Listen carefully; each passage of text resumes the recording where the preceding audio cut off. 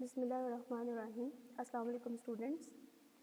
This is our second lecture of the final syllabus of the metabolism, in which we will start our third chapter, that is about the lipids. In which firstly we will in the previous semesters we have studied about the lipids, that what is the lipid, what are its different types, and what is the classification of the lipids, and how the lipids different classes of the lipids are, how the lipids are classified into different classes. So in this lecture we will take in the first lecture of the third chapter, that is about the digestion and the absorption of lipids.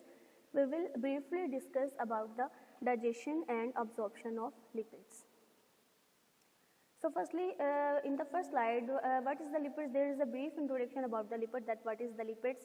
Lipids are the organic substances that are relatively insoluble in water and soluble in the organic solvents. That organic solvents may include alcohol, ether, and actually they are potentially related to fatty acids and utilized by the living cells. They are not the polymer like the protein and the carbohydrates and the nucleic acids. हम पहले पढ़ चुके हैं ये कि lipids जो हैं ये पॉलीमर के तौर पे एक्ट नहीं करते, पॉलीमर के तौर पे एग्जिस्ट नहीं करते. इसमें जो है जैसे डिफरेंट अदर जो प्रोटीन है, प्रोटीन डिफरेंट अमाइनो एसिड्स के साथ मिलकर बनती है. बहुत सारे अमाइनो एसिड्स जो हैं वो ज्वाइन करते हैं विद पेप्टाइड बॉन्ड, तो वो एक प्रोटीन बनती है. इसी तरह का कोई सिस्टम नहीं है लिपिड्स के अंदर. लिपिड्स जो हैं ये सिंपल कंपाउंड, सिंपल मॉलिक्यूल्स के तौर पे भी हो सकते हैं, या फिर इसके अंदर फैटी एसिड्स की चेन्स जो हैं वो प्रेजेंट हो सकती हैं. तो इसमें कोई प्रॉपर इस तरह की चीज़ नहीं है कि ये पॉलीमर की फॉर्म में प्रेजेंट होंगे. और ये स्मॉल मॉलिक्यूल होते हैं, ज़्यादातर ये स्मॉल मॉलिक्यूल्स के तौर पर प्रेजेंट होते हैं. ये क्लास कंपाउंड की ये दूसरी क्लासेस से डिस्टिंक्ट इसलिए है due to its property that is in solubility in water and solubility in the non polar solvents. तो जितने भी कंपाउंड्स इनसॉल्युबल इन वाटर होंगे that will be classified in the class of lipid under the lipids. Here is the simplest lipid, that is triglyceride. Triglyceride, as we all know that triglyceride is the storage form of lipids in the living things, in the humans.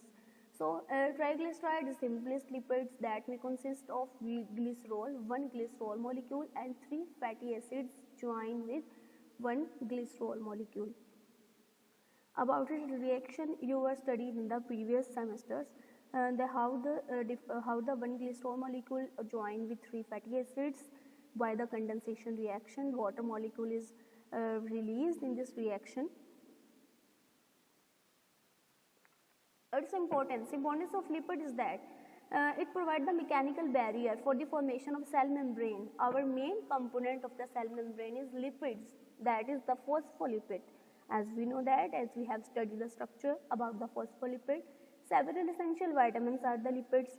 So this is also the importance of lipids कि different essential vitamins जो हैं वो भी lipids के तौर पे act करते हैं. It may provide the energy for life. Most energy is provided by the lipids. Lipids हमारी बॉडी को एनर्जी प्रोवाइड करते हैं, हमारी मेटाबॉलिज्म के दौरान बहुत ज़्यादा एनर्जी प्रोवाइड करते हैं, हमारी बॉडी को हीट भी प्रोवाइड करते हैं. बहुत सारे essential hormones like testosterone and steroids obtained from the lipids that are classified under the lipid. They also building block of different body organs. हमारे different body organs के लिए building block के तौर पे भी act करते हैं different proteins. Now will come the point at the digestion of lipid, that like carbohydrate and proteins. The lipids also broken into the smaller components for absorption. मतलब इसके smaller compounds होते हैं, smaller molecules होते हैं, वो further smaller components के अंदर जो है broken down हो जाएंगे for their digestion and absorption. It possesses a special problem because of the insolubility of fats. क्योंकि fats हमारे water के अंदर soluble नहीं है, तो इसलिए एक problem face होती है. Like proteins and carbohydrates are soluble, mostly soluble in the water.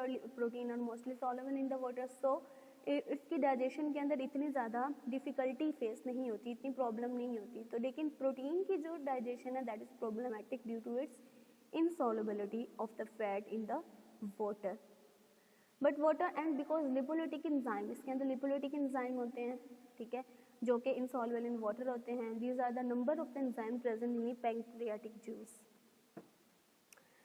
These are solved in the gut by emulsification. और ये प्रॉब्लम किस तरह से सॉल्व हो सकती है? इमल्सिफिकेशन के प्रोसेस से.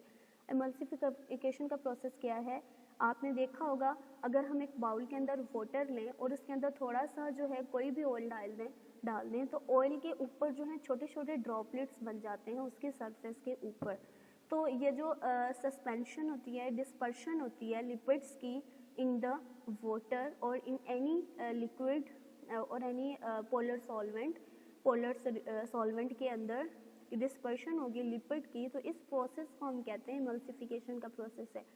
तो इमल्सिफिकेशन का प्रोसेस हमारी बॉडी के अंदर भी होता है. इसमें हमारे क्या वाटर के अंदर जब डिस्पर्शन होगी लिपिड्स के मॉलिक्यूल्स की जो कि हम अंडर डाइजेशन होंगे, तो इमल्सिफिकेशन के प्रोसेस के बाद उसके जो हाइड्रोलिसिस है या फिर उसकी डाइजेशन है वो ईजी हो जाएगी. तो इमल्सिफिकेशन के प्रोसेस के थ्रू गुजरती हैं ये चीज़ें. पहले जो हमारे लिपिड्स हैं इमल्सिफिकेशन होती है, और ये इमल्सिफिकेशन होती मोस्टली किस सॉल्वेंट के थ्रू होती है? बाय द बाइल सॉल्ट, जो कि हमारी बाइल के अंदर प्रेजेंट है और हमारी पैंक्रियाटिक लाइपेज के अंदर प्रेजेंट है.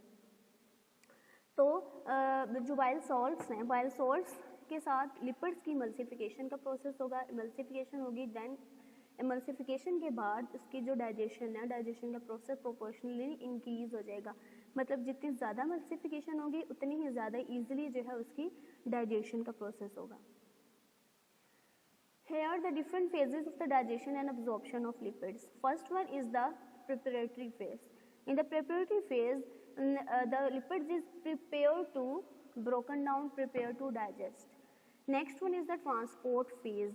Here different compounds are transported or diffused inside the cell or enter inside the cell by through the plasma membrane to the cell membrane.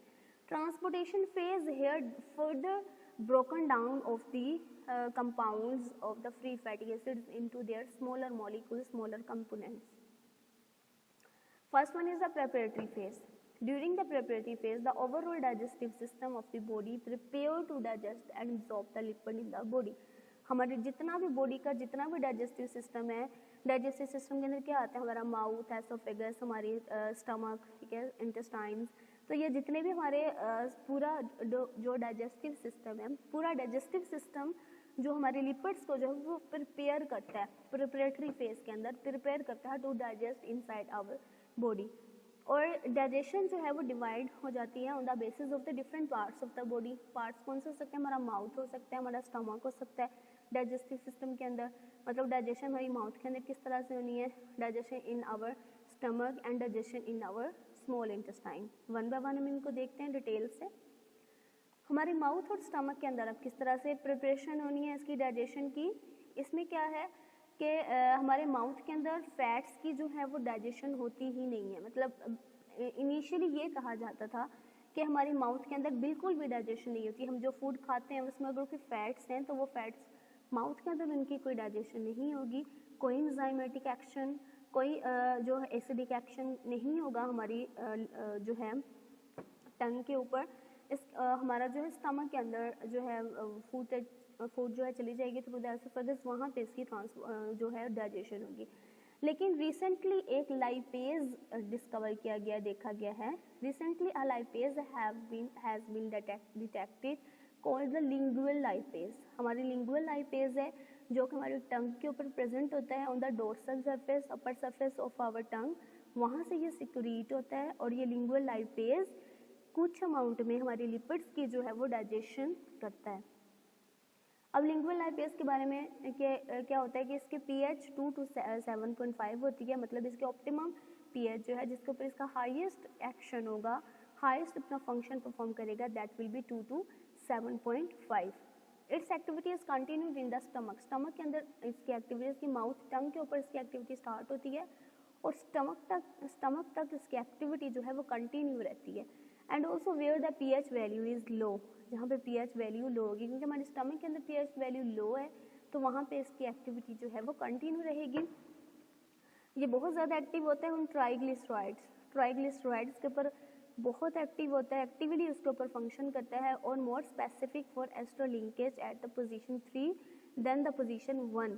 अब ये कार्बन नंबर पोजीशन 3 अगर होगी तो 3 पोजीशन के ऊपर, अगर एस्ट्रो लिंकेज 3 कार्बन पोजीशन के ऊपर है तो वहाँ पे मोर एक्टिव एक्शन होगा इसका then at the position number 1।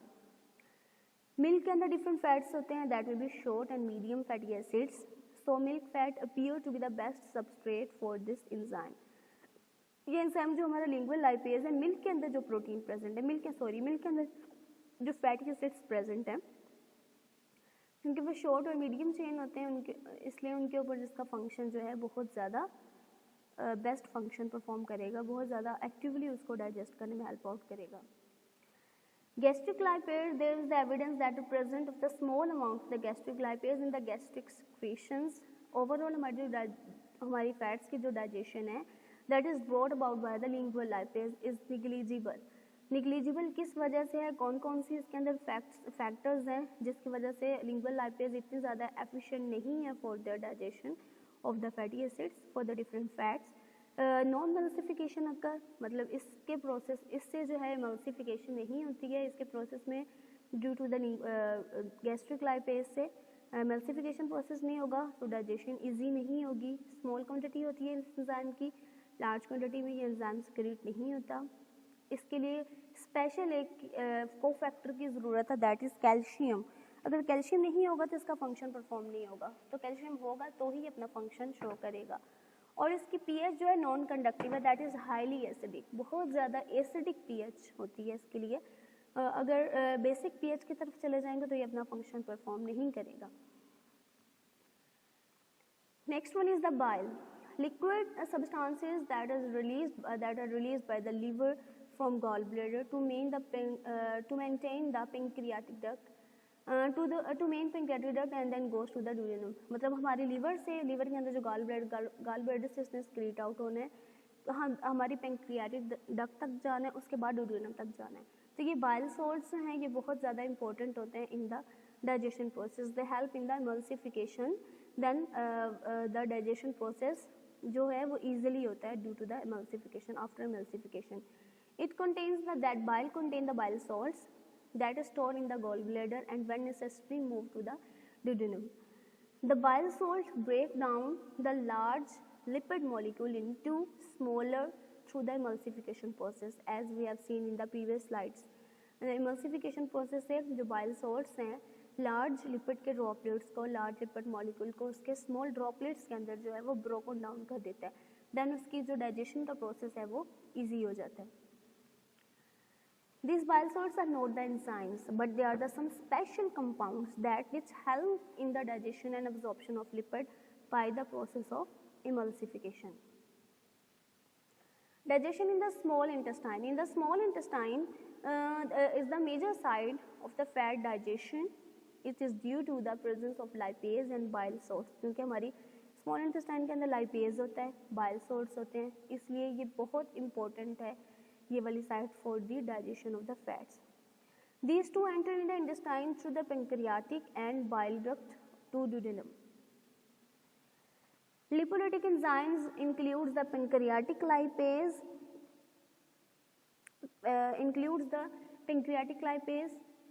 and the phospholipase A2 and cholesterol esterase. ये different enzymes हैं that are the lipolytic enzyme जो कि lipids की digestion में help out करेंगे. The pancreatic lipase is most important, which hydrolyze the triglyceride that containing short and long chain fatty acids. Next one, second phase. First phase was the preparatory phase in which the whole digestive system is involved for the preparation of the digestion of the lipids, digestion of the fats. In the transportation phase, जो हमारी fatty acids और monoglycerides जो कि हमारे triglyceride के broken down से बने हैं, वो क्या करेंगे, हमारी माइक्रोविलाई के अंदर एंटर हो जाएंगे और इसके apical pole of the absorptive epithelial cells, जो हमारी एपिथेलियल सेल्स होते हैं, वहाँ पे एंटर हो जाएंगे by the process of simple diffusion through the cell membrane के थ्रू, मतलब ये ट्रांसपोर्ट हो जाएंगे inside our cell through the cell membrane by simple diffusion. In this phase, short, medium and unsaturated fatty acids are more absorbed than the long chain fatty acids. Long chain fatty acids जो कि broken down होकर short chain fatty acids के अंदर convert हुए हैं वो diffusion के process के थ्रू इजीली अब्जॉर्ब हो जाएंगे inside the epithelial cells by the plasma membrane. अब ये जो हमारी बॉडी हमारे सेल के अंदर चले गए हैं, हमारी जो मोनोग्लिसराइड फैटी एसिड जो कि सेल के अंदर चले जाएंगे, देन इसके जो प्रोडक्ट हैं वो फैट डाइजेशन नेक्स्ट क्या होगा उनके साथ, they taken up by the smooth endoplasmic reticulum, smooth endoplasmic reticulum उसको ले लेगा और रीसिंथेसाइज करेगा इनटू ट्राइग्लिसराइड, दोबारा से ट्राइग्लिसराइड बनेगा। किस किस चीज़ से, अब जो कि हमारी फैटी एसिड्स और मोनोग्लिसराइड आ रहे हैं इन दोनों के, ये दोनों एंटर हो गए हमारे सेल के अंदर। अब सेल के अंदर इसको कौन टेकअप कर लेगा, smooth endoplasmic reticulum, smooth endoplasmic reticulum then इसको दोबारा सिंथेसाइज करेगा, रीसिंथेसाइज करेगा into the triglyceride again by the enzymatic action. Transportation phase, different sequence of events अभी हो रहे हैं इसके अंदर, इसके डाइजेशन के अंदर inside the intestinal mucosal cells और the within the intestinal cells alpha monoglycerides are further hydrolysed. Alpha monoglyceride कुछ तो अब्जॉर्ब हो गए और कुछ जो रह गए वो फर्दर हाइड्रोलाइज हो जाएंगे by intestinal lipase to produce the free fatty acids and glycerol.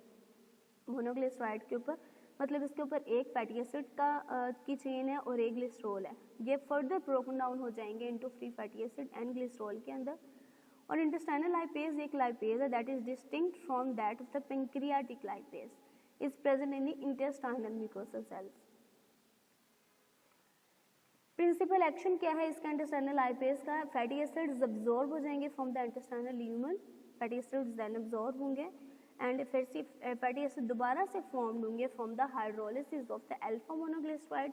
Alpha monoglyceride जब हाइड्रोलाइज होगा, ब्रोकन डाउन होगा, उससे ग्लिसरॉल बनेगा और फैटी एसिड बनेगा और जो फैटी एसिड बना है वो देन एक्टिवेट हो जाएगा into acetyl acyl CoA that is ATP dependent thiokinase. Thiokinase मतलब इस एंजाइम, ये एंजाइम है प्रॉपर एक, जिससे जो है हमारा जो फैटी एसिड्स है that will be activated into acyl कोए। फॉस्फोलिपिड्स के डाइजेशन एंड अब्जॉर्प्शन अब किस तरह से होनी है, the pancreatic juice that contain a type of enzyme that is phospholipase A2 that help in the digestion of phospholipids. It is an esterase and secreted as an inactive zymogen. Proenzyme के तौर पे ये जो स्क्रीट होता है which is change into active form, ये proenzyme के तौर पे स्क्रीट होगा, एक्टिव फॉर्म में किस तरह से कन्वर्ट होगा by the hydrolysis of peptides, कुछ पेप्टाइड्स इसके हाइड्रोलाइज हो जाएंगे with the help of trypsin, तो ये जो बाकी रिमेनिंग कंपाउंड बचेगा that will be the activated form of the phospholipase that help in the digestion of the phospholipids. In the presence of the bile salts and calcium, the active phospholipase A2 hydrolyze the ester linkage between the fatty acids and secondary alcohol group of the glycerol in phospholipids. ठीक है, इसके लिए भी cofactor चाहिए, calcium और bile salts भी चाहिए। Bile salts इनकी मौजूदगी में ये फॉस्फोलिपिड्स के अंदर जो बॉन्ड है between the glycerol and fatty acids, उसके बॉन्ड को ये ब्रोकन डाउन करने में हेल्प आउट करेगा। So the free fatty acids and और बाकी फ्री फैटी एसिड जो है वो सेपरेट आउट हो जाएगा और बाकी जो रिमेनिंग कंपाउंड होगा that is lysophospholipids are formed and are absorbed inside the cells. Cholesterol की डाइजेशन अब किस तरह से होनी है, इसके लिए एक पैंक्रियाटिक जूस के अंदर एक एंजाइम होता है that is cholesterol esterase that may इधर catalyzed the esterification of the free cholesterol, मतलब ये कोलेस्ट्रॉल की स्टेरिफिकेशन या मतलब इसके फॉर्मेशन के अंदर भी हेल्प आउट करता है विद द फैटी एसिड्स और may catalyze the opposite reaction, मतलब इसकी जो है ब्रोकन डाउन के अंदर भी हेल्प आउट करेगा। The cholesterol appear to be absorb from the intestine almost entirely in free form, free form के अंदर जो है इंटायरली फ्री फॉर्म के अंदर कोलेस्ट्रॉल जो है अब्जॉर्ब होगा inside the intestine. About 85 to 90% of the cholesterol in the lymph is found to be in esterified form, मतलब ज़्यादातर जो है वो esterified form के अंदर present होता है हमारे lymph के अंदर, मतलब proper esterified form के अंदर होता है 85 to 90%, indicating that esterification of the cholesterol must take place within the mucosal cells of the intestine. Absorption, then absorption होनी है इसके cholesterol की has been reported to be facilitated by the presence of unsaturated fatty acids and biles are necessary for the absorption of cholesterol. Certain plant sterols like cytosterol and stigmasterol are not absorbed. क्या ये मतलब different sterols हैं that may not be absorbed rather than the presence can inhibit the cholesterol absorption. तो ये इसकी regulation है कि किस तरह से कोलेस्ट्रॉल ने अब्जॉर्ब होना है, कौन कौन सी चीज़ें इसको फैसिलिटेट करती हैं और कौन कौन सी चीज़ें इसकी अब्जॉर्प्शन को जो है इनहिबिट करती हैं. यहाँ पे हमने देखा कि इसके लिए जो है free fatty acids, unsaturated fatty acids और जो बाइल्स अगर प्रेजेंट होंगे तो कोलेस्ट्रॉल की अब्जॉर्प्शन इन सेल जो है वो ईजी होगी, फैसिलिटेट होगी. लेकिन अगर यहाँ पे अगर प्रेजेंट होंगे स्टिग्मास्टेरोल और sitosterol that are different plant sterols, अगर ये प्रेजेंट होंगे तो इसके अब्जॉर्प्शन को जो है कोलेस्ट्रॉल के अब्जॉर्प्शन को ये इनहिबिट कर देंगे. So this is our whole lecture about the digestion and absorption of lipids. If you have any confusion, you can question me and in your WhatsApp group. And thank you and Allah Hafiz.